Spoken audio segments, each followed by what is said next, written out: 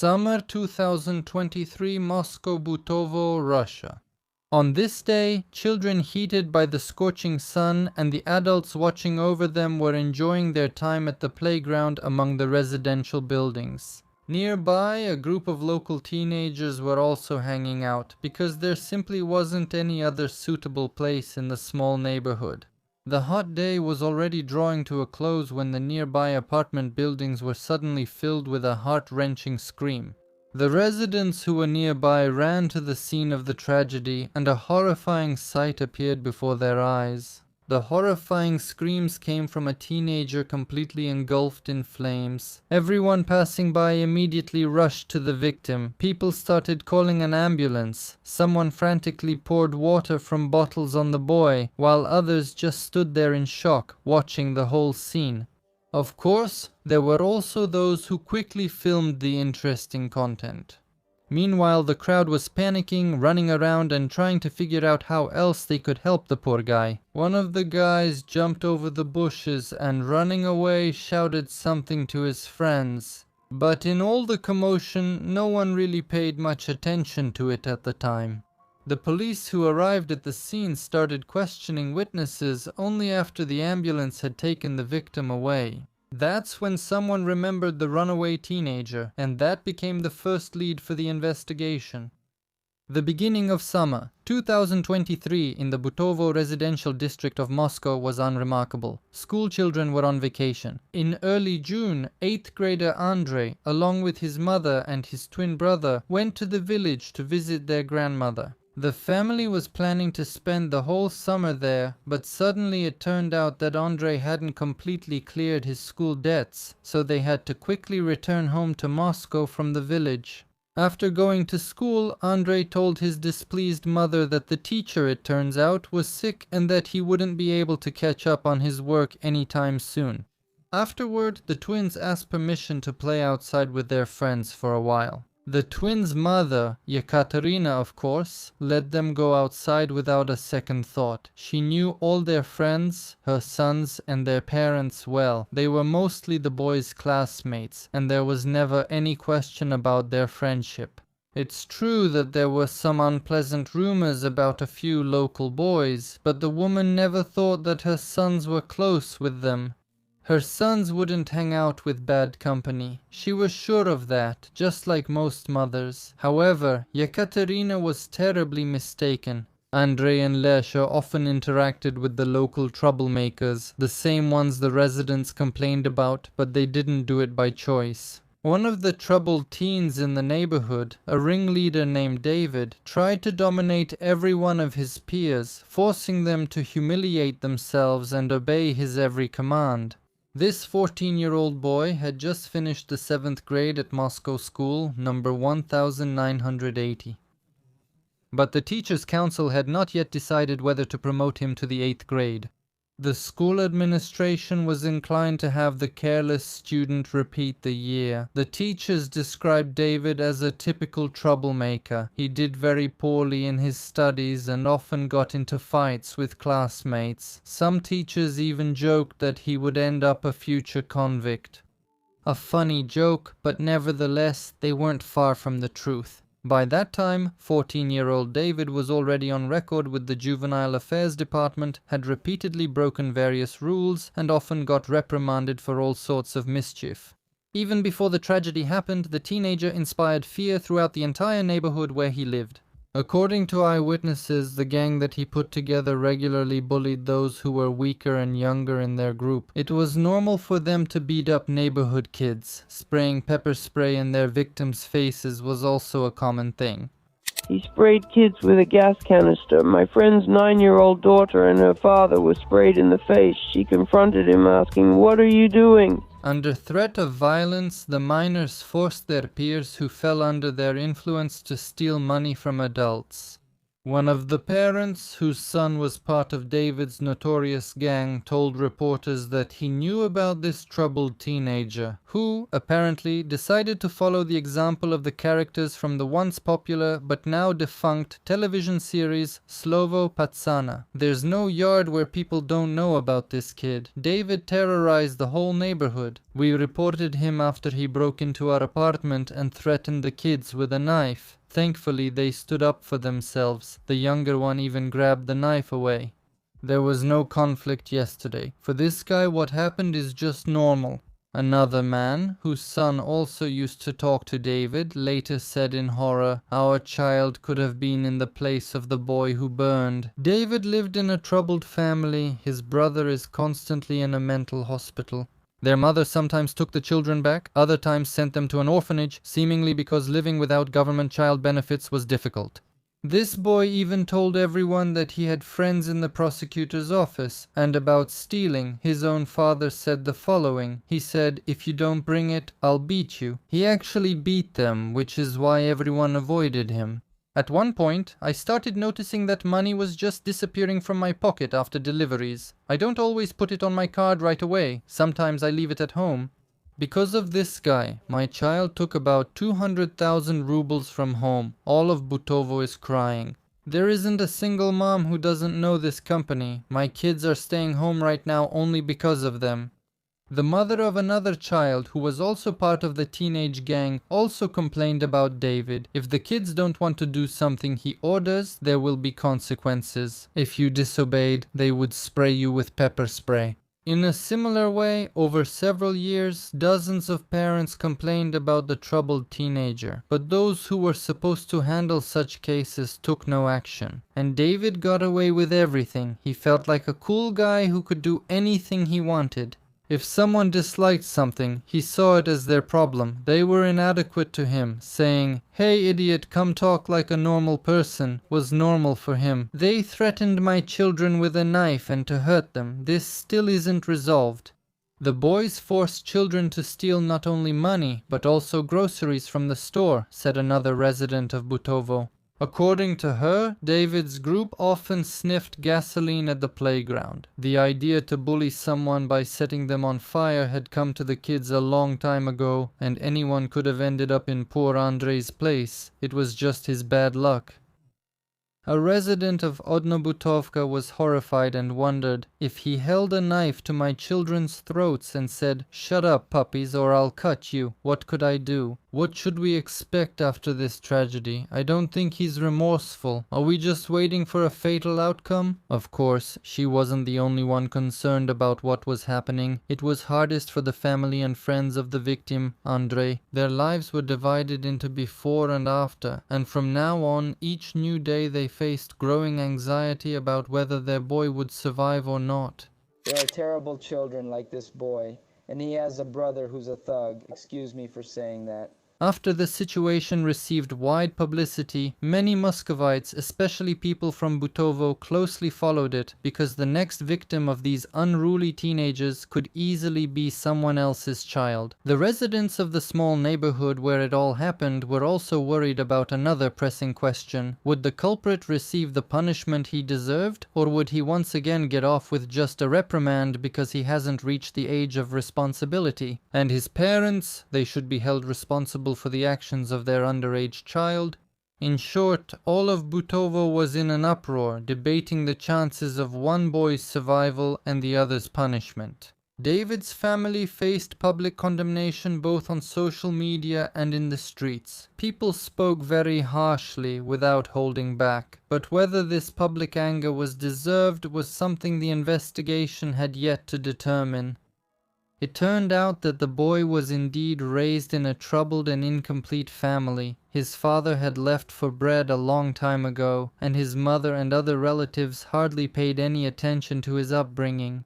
His stepfather, whom his mother got together with a few years ago, constantly scolded and humiliated his wife's sons. And physical punishment in this family was nothing out of the ordinary either. Moreover, both his mother and stepfather often drank, sometimes getting drunk to the point of losing consciousness, and soon the sons started drinking as well. Neighbors said that even in elementary school they saw these boys with beer cans. In general, not only David, but almost all the boys in his group were lacking something and desperately tried to compensate for their lack of well-being with marginal behavior. They wanted to show themselves in the best possible light in front of their friends, fighting for the right to be the coolest in the neighborhood. As for the accident or crime itself, which the investigation still had to determine, it all happened right there on that very playground. It's pretty small, just a single slide, some swings, and toy abacuses on all sides. This little playground is surrounded by bushes. During the day, little kids play here, and in the evenings, older kids gather. Mostly, this was the hangout spot for David's gang, as people called his group. According to one version of the investigation, that day the teenagers were fooling around with a canister of gasoline, which they either bought at the nearest gas station or even stole from a janitor who was mowing the grass nearby. As for what exactly triggered the unfolding drama, local residents have different opinions. Some say it was a quarrel between friends, while others say that the boys just went a little too far trying to scare Andre. Most people in Butovo are sure that the guys had sniffed a lot from a canister beforehand, and by the time of the attack, they were barely aware of what they were doing. They were sniffing. One of them either started hallucinating or something happened. He poured it on himself and it began. Well, here, if anything happens when a person is under the influence, it's like they're not themselves at all, as if they can't do anything, neither good nor bad. In general, who would doubt this version? Law enforcement officers had to question many locals who witnessed the tragedy, and of course the participants themselves. During the investigation, it was established with absolute certainty that it was David who poured gasoline on his friend, then quickly set him on fire by bringing a lighter to his face, and ran away from the scene of the crime while his friend was burning alive, experiencing terrible agony. Some sources report that Andre, who was doused with gasoline, also tried to run away when the lighter flared up in front of him. But he didn't make it because his friend caught up with him, grabbed his arm, brought the flame closer, and set him on fire anyway. And when David, in turn, rushed to run away from the dog and the crowd that had gathered around the burning Andre, he shouted to his accomplices, "If anything, you didn't see me, because I set Arthur on fire there." That's what those words were. But to find this out, the investigators sifted through a whole mountain of witness statements. Here are excerpts from some of the eyewitnesses' testimonies.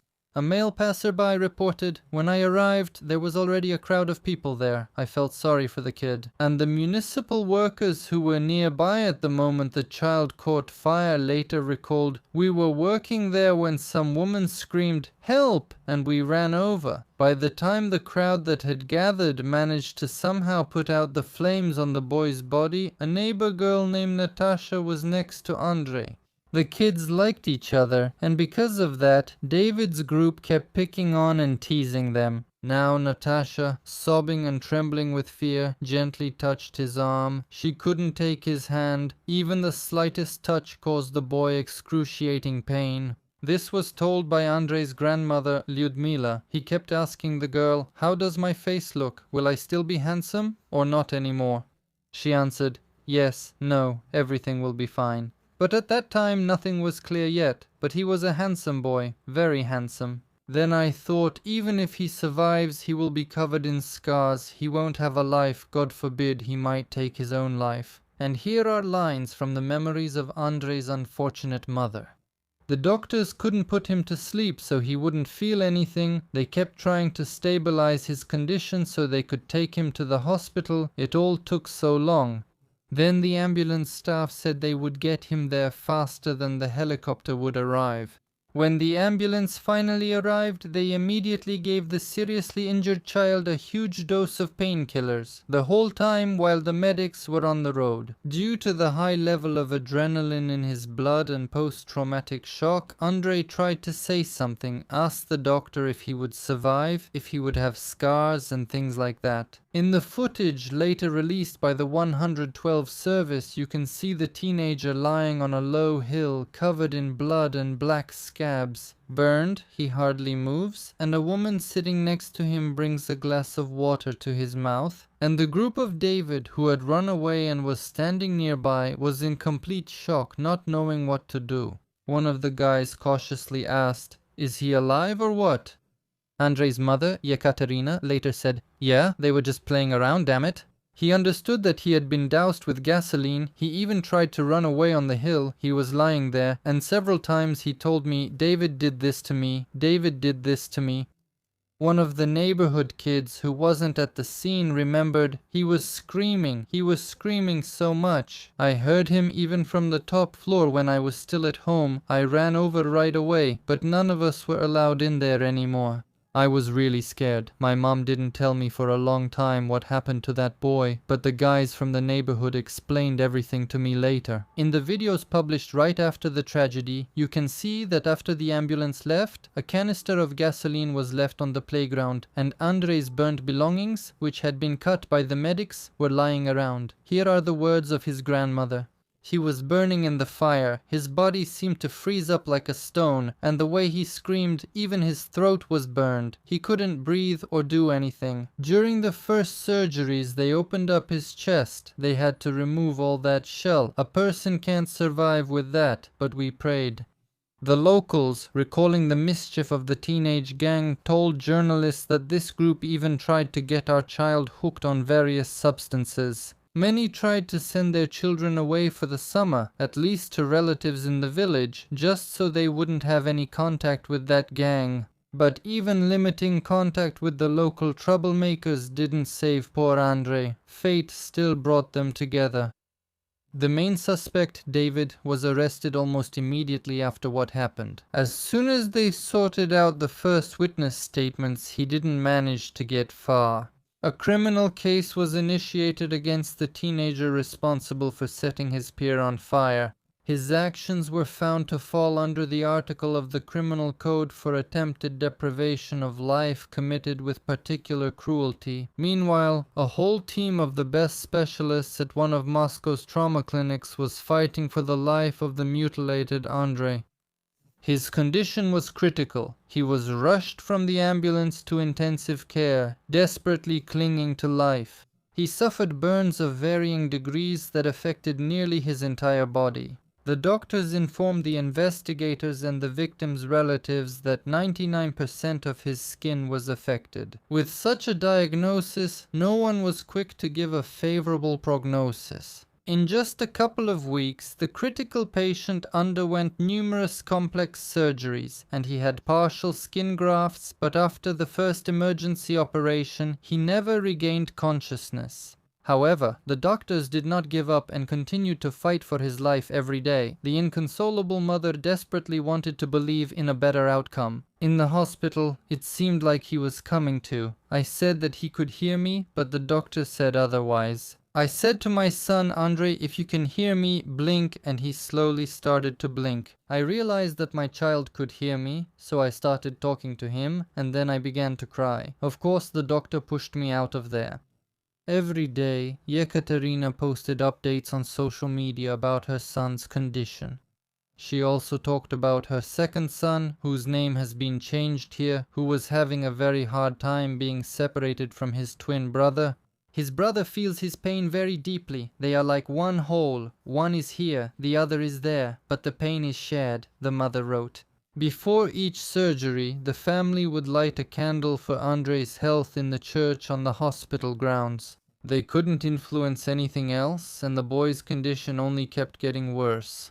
Meanwhile, the investigation was moving quickly. On June 6, 2023, the first court hearing took place, and it was closed to the public. Despite the lawyer's request to place David under house arrest, the court chose to detain him in custody for 2 months. In court, the teenager was alone. None of his close relatives came to the first hearing. The criminal's mother was charged with improper fulfillment of parental duties, and there was a real threat of her losing parental rights, but this did not affect her behavior in any way. Andrei's mother said that her son told her she went out with the dog and didn't come back for 3 weeks. I called her and she said her leg was broken, so I thought, well, let's see how you'll be with a broken leg in 10 days. That's exactly how long you have to file a court appeal. Of course, she was walking, everything was fine, nothing was broken.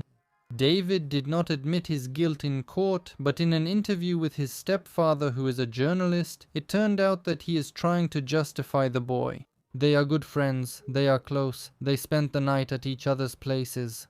To me, this is just hype. There were no motives, they were just joking and playing around. One close female friend of the guy, apparently also trying to protect him, said, "That's how it was, I wasn't there at that moment." But my guess is that David didn't do it on purpose. He didn't realize what he was doing because he was drunk and also high on gasoline. I didn't get a chance to talk to him because he was at the police station, but other guys say that it wasn't David who set Andre on fire, but his younger brother. I don't know how true that is. Andre is in very bad condition. He's in intensive care. He has 100% burns and problems with his lungs. Because of this, he can't breathe normally. He's breathing through a tube. As usual, there are heated arguments on social media. Some thought that the person responsible, even if he's 14, should be punished, while others blamed the parents for everything. Why aren't they jailed with the child? Such actions are unforgivable, and I sympathize with the mother. The guilty party deserves punishment, and parents should be taught how to raise their children. No child would act like this in a normal family or school. Please create a law to protect normal people from this. I'm a mother, this is my child, and he's not to blame. Everyone else is at fault, the parents for poor upbringing, and the child himself, wrote one of the users. What's going on? The world has turned upside down. How could someone do such a thing? He ruined his life with a friend. How must the parents feel who lost their son? Specialists soon joined in to investigate the causes of the tragedy. Psychologist Daria Yakusheva, who was brought in by the court to participate in the process, explained that such cruelty is most often unintentional and is a response to external triggers. Impulsiveness is linked to the immaturity of the cerebral cortex, the underdevelopment of the frontal lobes, the part responsible for self-control and emotional regulation. During these difficult days, the victim's lawyer also gave an interview to the press. Since the victim has 100% burns on his body, there is a possibility that this is either deprivation of life if he dies, or causing grievous bodily harm if he survives. If one brought matches, another brought gasoline, and they planned to do this together, or even if they didn't plan it but were always involved in such things, then it is considered that the crime was committed by a group of people by prior agreement. It will become clearer when the investigators determine the role of each person. Both the person who poured and the one who set it on fire are criminally liable, even if they're different people, as long as they're at least 14 years old. Then everyone will be sent to a correctional colony. The maximum they can get is 10 years regardless of whether the victim dies or not. But if the guys are suffering and are not yet 14, they can be placed in a special institution for up to 3 years, the defender mentioned, and the real perpetrator's parents, who may also face a sentence. By this time, it turned out that David's mother had already been held accountable a year ago because her children were drinking, and she was fined for improper fulfillment of parental duties. However, the fine amount was absurd. According to the lawyer, if the parents of the arsonist failed to fulfill their duties in raising their children, they would face administrative charges, with a maximum fine ranging from 100 to 500 rubles. If they also beat their children, then under the same article they could face criminal charges. As a rule, in such cases, parents do not bear any responsibility except for financial liability. Law enforcement officers didn't have to spend much time figuring out how to classify the actions. Soon, Andrei's grandmother told journalists, "We started praying and asked God to do what would be best for him, what would be better for him, and he passed away that same day. So God did what was best for him, and that's how it turned out. We arrived at the hospital, and the doctor said the surgery went well." Katya actually heard someone shout our last name as we left the hospital. Yes, Andrei unfortunately didn't make it and passed away on June 26, 21 days after what happened. But the first to find out about it were not the relatives, but the media, who immediately started publishing stories about the boy's death. For his family, this news was a shock. We thought it was fake. We had just left the hospital, he was alive, the surgery was successful, they had amputated his fingers. And suddenly people started calling and offering condolences, said his grandmother. Everyone already knew, but we didn't. We were the last to find out. Katya called the police. She says it's all slander. The police told us to go to the hospital ourselves to make sure, but while we were on our way there, the morgue had already informed us. Yekaterina, outraged, said that as they headed to the hospital, relatives, neighbors, and journalists were already calling. But she still didn't believe it. She just couldn't believe her son's death and even posted on social media, "My child is alive, stop hyping up such a tragedy, stay human."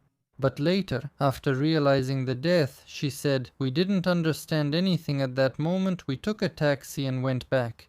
I only got a call and was told as we neared the hospital. I went up to the doctors and asked why I was only told now," the boy's grandmother echoed me. "But we still came at night, and it turned out that my grandson died 5 to 10 minutes after we left the hospital.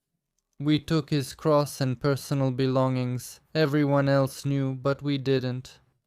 The twin brother, left alone, reacted very emotionally to Andrei's death in the hospital. He was the first to rush into the ward, still hoping his brother was alive, even though he already knew Andrei hadn't survived. After that, according to their grandmother, he became very withdrawn, started taking sedatives, and kept all his grief inside. This was Andrei's mother's last post. "I hate everyone who says this is fate. What right did some monster have to take my baby's life?"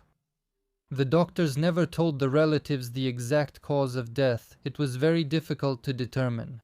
The grandmother reported that during the autopsy, it turned out that her grandson's organs were all failing: his heart, his liver, and his kidneys. This was an exacerbation. "We were warned that this could happen. My grandson has a strong heart, but he himself is weak and thin. His strength faded, he lacked life force, and medication kept him alive, but he felt no pain. That was most important. Right now we're dealing with the funeral arrangements. I don't even think about punishment for that teenager. He's a child too, so I don't want to think about it. We haven't heard from his family." Instead of the expected public support, the mother of the deceased boy received a wave of condemnation. Completely strangers wrote on social media that she was seeking attention from her son's death. Many blamed her for what happened, saying she didn't watch over him properly. "You should have watched your boy more closely." All of this really shook Yekaterina, so Andrei's grandmother Lyudmila literally forbade her adult daughter from scrolling through the news and going online looking for new comments. The grandmother summed up what happened like this: "The only thing I understood is that no matter what, you can't always keep an eye on everything and you can't predict fate. It happened to us anyway, even though the kids weren't supposed to come to Moscow that day at all. However, there were also decent people who supported the grieving family. Kind strangers sent some money for the funeral, wrote warm words, and expressed their condolences."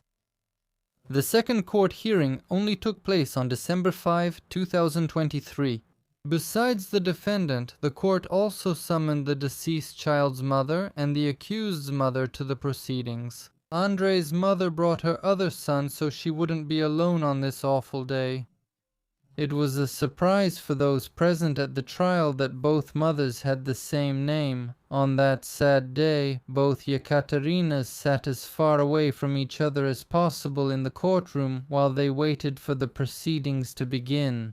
The mother of the deceased gave an interview to a journalist in which she expressed all her expectations regarding David's sentence. "There is nothing more terrifying than imagining my child burning," Yekaterina suddenly said with bitterness. "I hope that because of the shock he died without feeling any pain." After they put out the fire, Andrei said, "I'm going home, I'll go to my mom," so it means he didn't feel it, yes. And then, when he was lying on the asphalt, he kept asking the girl standing nearby about his face. He was always very sensitive about his appearance. He would never wear just anything, and those were his last words. In the hospital, he didn't say anything anymore. In her opinion, Andrei simply didn't want to fight for life after realizing how terrible it would be, but he still fought anyway. His body was so strong it surprised the doctors, while the poor mother just shook her head. But it seems to me that at some point her son realized he didn't want to fight anymore, because he imagined what it would be like if he survived as a disfigured invalid. At first, we just prayed he would survive. I was ready to do any surgeries, prosthetics, or plastic surgery, no matter his condition. If you want even more videos, go to Boosty if you're in Russia, and Patreon if you're not in Russia. There you'll find exclusive videos that aren't on YouTube. The links are below the video. In the end, the trial didn't take place that day. David's lawyer didn't show up, and by law, cases involving minors can't be considered without a defense attorney present. After that, David's mother started calling Yekaterina, but the mother who lost her son never heard any words of support or sympathy. She said that sometimes David's mother would call her drunk and ask, "What can we do with David?" You do understand that he's not to blame, right?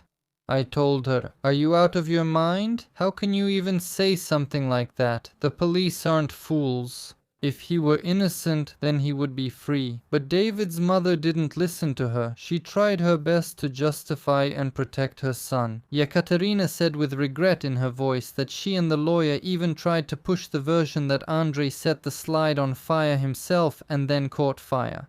They even made one boy lie that he saw a lighter in Andrei's hands, but my son didn't smoke, and he couldn't have had a lighter. They focused on that slide, alleging he lied there and then caught fire. As the kids from the group later said, it was David who took the canister of gasoline. The kids inhaled it and weren't thinking straight. Reportedly, no one witnessed the ignition itself.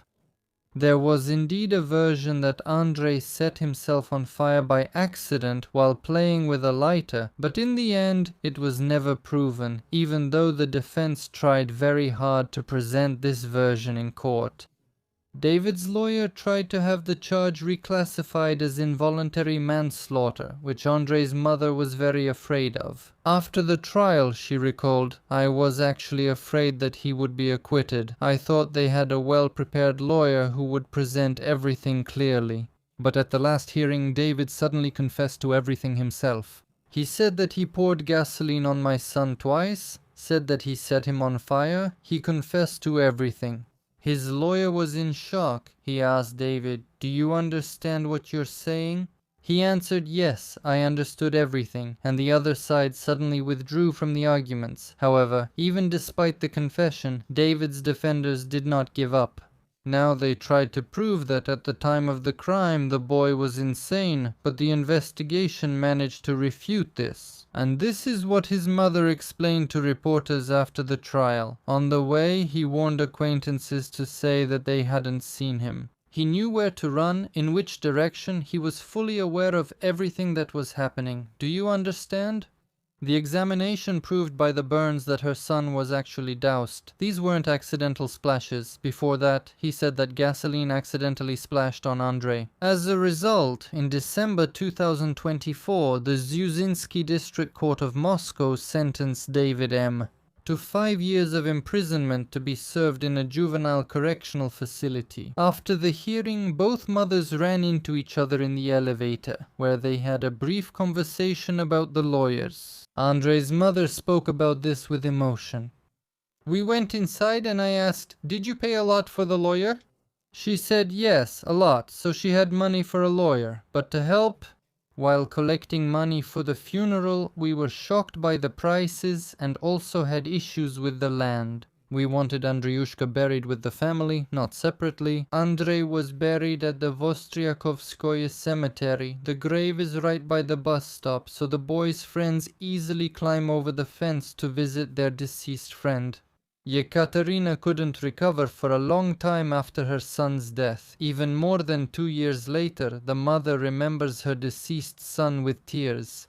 "You know, there are people who really deserve such a fate. There are bad people who do evil things, but he definitely didn't deserve that. He was such a kind person, damn," she says in her interviews. "He was a sunny child who spent a lot of time with his brother. Now it's all gone forever." The neighbors also remember that tragic day and can't understand how children can be so cruel. A local resident said that this wasn't an isolated incident. There were always some conflicts happening there. They weren't easy people. They didn't talk calmly with anyone. Moreover, it was a gang that was always looking for trouble, and as people say, there were adults in charge of them. One time they even got into it with me. We were walking here and they were swearing non-stop. I told them off once or twice and one of them said, "Yeah, my brother will come soon and sort everything out." I couldn't take it anymore and called the police. Of course, no one showed up. They could pick on kids for no reason at all. And our neighborhood isn't even that criminal. We don't have any incidents or anything like that. So when the boy died, we were just in shock. Yekaterina didn't ask the executioner about her son, why he did it, or for what reason, but she also knew about David's cruelty. I even heard children who were very little, the woman recalled about David's actions. He was always fighting, always kicking someone, but I don't think he had the mind or the strength to take Andrei's life. He didn't expect such an outcome either. Probably, Andrei's grandmother also isn't sure that David took his friend's life on purpose. Maybe it was from gasoline fumes, maybe from something else. You know how it is, they think nothing will happen, fools. Sometimes there's something going on in some kids' heads. But he definitely didn't do it on purpose. David really isn't a very pleasant guy. All our guys were already turning away from him. A woman named Anna, the mother of one of the girls who was also part of David's group, said after what happened that he made her daughter steal too. But everything only came to light after the tragedy with Andrei. She recalled it like this: "When that situation with Andrei happened, I came home late. My children were acting strangely. Maybe they were scared. Maybe they didn't want to upset me. Then they told me that the kids were fooling around. Then the game turned into aggression and they all set the boy on fire. David once deliberately got my daughter's jacket very dirty and she didn't want to admit it for a long time. She hid her things. Then there was some kind of scuffle and he pushed Lyuba and she hit her head on something and they started beating her. A week before the tragedy, I took her to the village because of that group to protect her. And then we had a difficult time with therapy. We went to a psychologist with Lyuba for a long time. We never talk about those guys or that tragedy anymore. I realize my child could have been in Andrei's situation." Lesha's life as the surviving twin changed completely, as did his entire family's. Andrei's portrait hangs in a prominent place in their apartment so that no one ever forgets him, his brother explains to everyone who comes to the house. The grandmother mentions her second grandson. "Now he seems like a cheerful guy, but everything is still inside him. We don't really talk much, just exchange messages. He's mostly with the guys. Yes, with the guys. He really misses them a lot. For example, one of them got sick and didn't go to school, and another one also stayed at home. Even though they hung out with different groups, they were always together. They can't be apart. Now the apathy has passed, at least some feelings have appeared. He hasn't grown up yet, he got up, it's like he's stuck at the age when Andreyushka died." Yekaterina also worries a lot about her second son, afraid that he might do something to himself because of his longing for his brother. But she realizes that she can't control his every step. "Everyone has their own fate," says the mother. "It's hard for him to be alone, so he often stays at his best friend's place. His friend can't replace his brother, but that's how it is.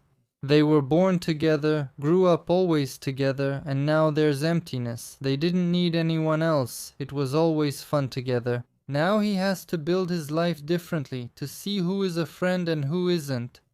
In general, Andrei is just a child who became a hostage of circumstances and a system that couldn't protect him. He communicated with David and his group not by his own will, which is typical for the bullying model when the victim can't break the connection with the aggressor because of fear. His humanity and deep trauma are emphasized by his last words and questions to the girl Natasha about his face, as well as his desire to go home to his mother. According to his mother, he had a strong constitution, but at some point, realizing the extent of the inevitable injuries, he internally gave up the fight, losing the meaning of life in the face of a disabling outcome. His mother, Yekaterina, embodies the archetype of a mother experiencing the most terrible of losses. Her psychological state went through several stages. Desperate faith in her son's recovery and denial of his death, which was replaced by anger toward the executioner and the system that did nothing. She also faced a tormenting sense of guilt, made worse by accusations on social media. Now her life is divided between grieving for her lost son and constant anxiety for the surviving twin who suffered severe psychological trauma. The twin brother Andrei, brother Lesha, became the living embodiment of a double loss, the loss of his brother and a part of his own identity. Their mother accurately described their bond by saying that they were like one whole and their pain was shared. His development seemed to freeze at the moment of his brother's death, which is a classic reaction to severe trauma. He withdrew into himself, but at the same time he seeks support not from his family but from his friends. Although no one can fill the inner void left by the loss of a part of oneself. David's mother, another Yekaterina, is both a product and a cause of the family's dysfunction. Her psychology is a mix of irresponsibility, infantilism, and pathological dishonesty, as demonstrated by the story of her disappearance under the pretext of walking the dog and a broken leg. She fully denies guilt for herself and her son, excusing his cruelty as either a game or due to intoxication. Her antisocial behavior is evident in drunken phone calls to the victim's mother with absurd questions and claims of her son's innocence, which shows a complete lack of understanding of moral norms. The teenage group surrounding David demonstrated herd instinct and submission to a strong leader. Classic. Their shock after the arson indicates that even they did not expect such an outcome, but their constant participation in bullying and mockery created a fertile environment for the escalation of violence. Neighbors and society as a whole felt a mix of fear, indignation, and helplessness, recording violations for years that the system did not respond to, which led to cynicism and a sense of impunity. For teenagers like David, the law enforcement system worked here just as it always does, when it really needs to work. As for the arsonist himself, David is a classic example of a troubled teenager with pronounced traits of sociopathy and sadism. His personality was shaped by three key factors.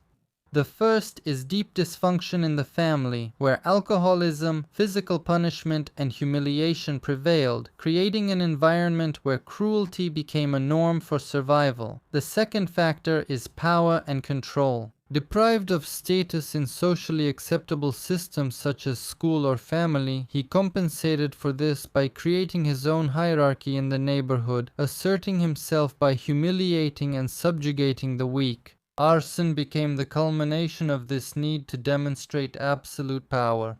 The third factor is impulsiveness and a complete lack of empathy, intensified by the effects of gasoline fumes. However, his behavior after the crime, his escape, and his instructions to the witnesses prove that he was aware of the gravity of what he had done. His inability to feel the victim's suffering is the main trait of his personality. In the end, this story is not just a criminal case, but a systemic failure. Several fatal factors came together in it. Family dysfunction as the root of aggression, complete inaction of institutions that ignored warning signs for years, and a social environment where cruelty became a tool for gaining status. The psychological characteristics of the key figures in this deadly combination led to an irreparable tragedy. Yekaterina and Lyudmila believe that this tragedy could have been avoided if law enforcement officers had conscientiously done their jobs instead of turning a blind eye to the antics of guys like David. The lawyer for Andrei's family spoke quite emotionally about the tragedy after the trial. The juvenile affairs inspectors have no set of measures in place for children like these. Women in the department just call me a troublemaker, everyone reports their work, and things like this still happen. And the mother of the deceased boy said bitterly in her last interview, "No one did anything until he took my Andriushka's life.